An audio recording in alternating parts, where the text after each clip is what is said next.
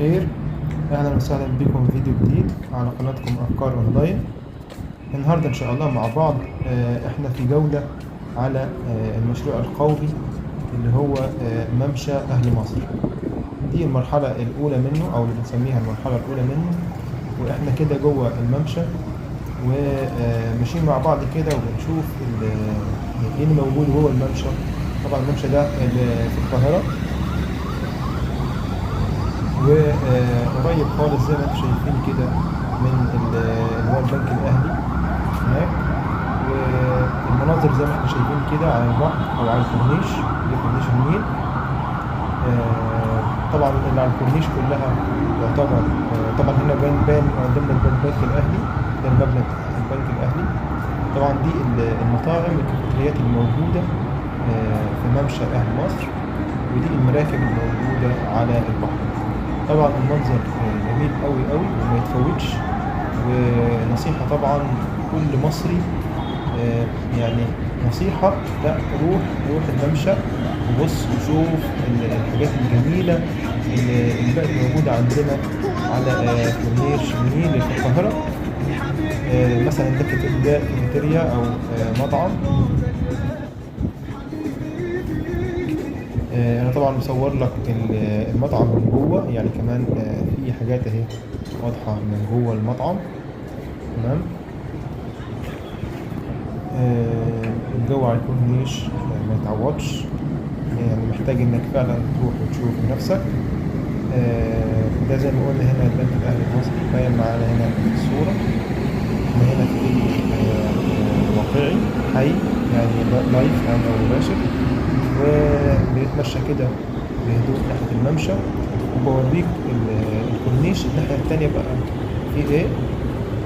الناحية التانية اللي هي اللي بتبص على مدينة على منطقة الزمالك. تمام. دي طبعا المراكب الموجودة أو الدخلات الموجودة على الكورنيش. جولة ممتعة.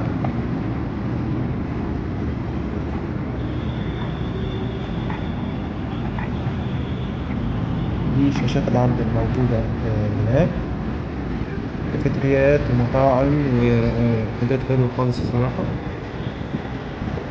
يعني لسه من هنا تعالوا نبص على هنا المطعم ده زي ما انت شايف كده. يعني أنا عايزك تبص كده وتشوف الدنيا عاملة ازاي.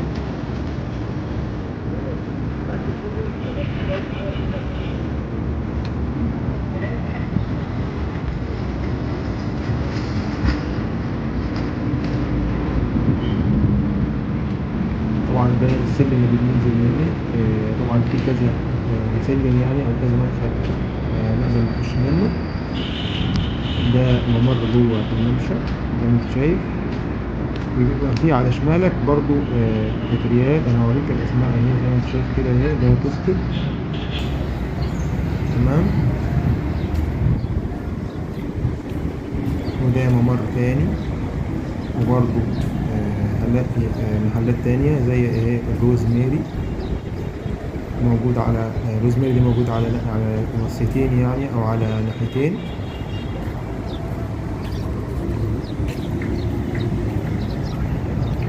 تمام. مكملين معاكم.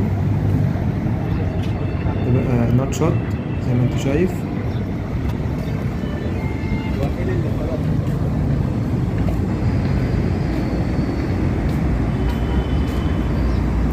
ده اللي هو زيرو مارت.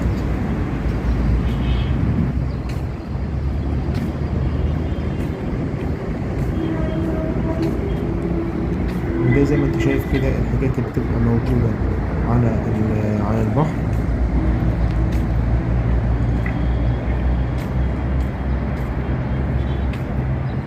احنا بنحاول نقرب على قد ما نقدر من الحاجات اللي موجودة.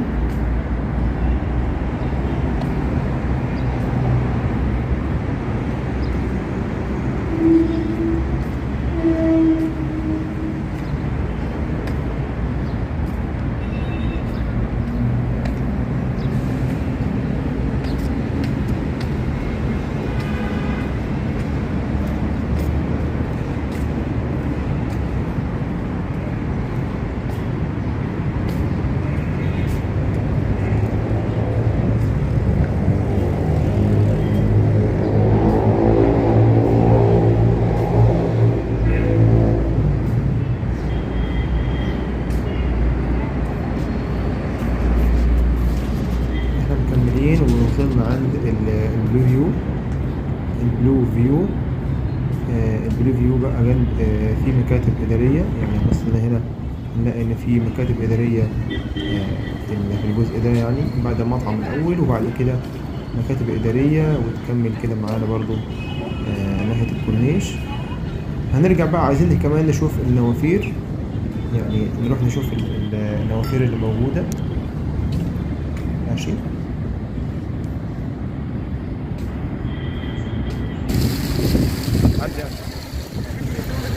دي بقى هنا النوافير اللي موجودة على الكورنيش اهي، زي احنا سامعين صوتها طبعا. جميلة قوي. بص كده انا هوريك يعني النوافير دي يعني ايه، كذا زاوية كده ماشيين ناحيتها بهدوء. منظرها جميل قوي على فكرة. بص كده.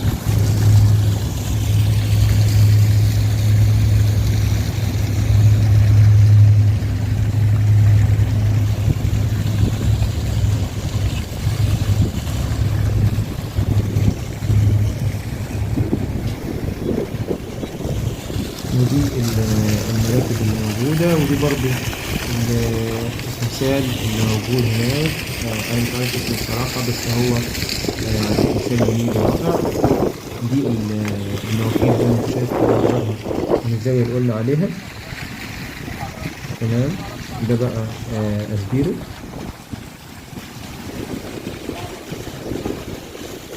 مطعم مشهور. تمام. دي النوافير الناحية التانية، يعني هم موجودين على الناحية دي والناحية دي من أسبيرو. تمام.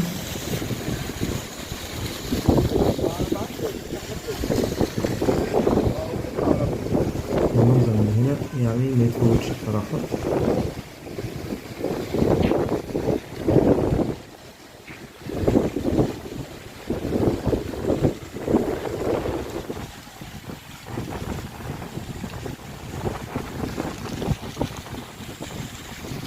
ده التمثال اللي قلت لكم عليه، بس مش عارف اسمه بصراحة، ما اكذبش عليكم يعني.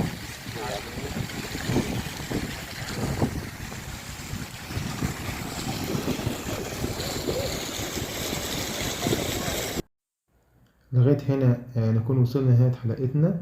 طبعا إن شاء الله هنيجي الممشى تاني، أشوفكم فيديوهات تانية جديدة. يلا بقى، سلام. إن أعجبك الفيديو لا تنسى الإعجاب والاشتراك في القناة.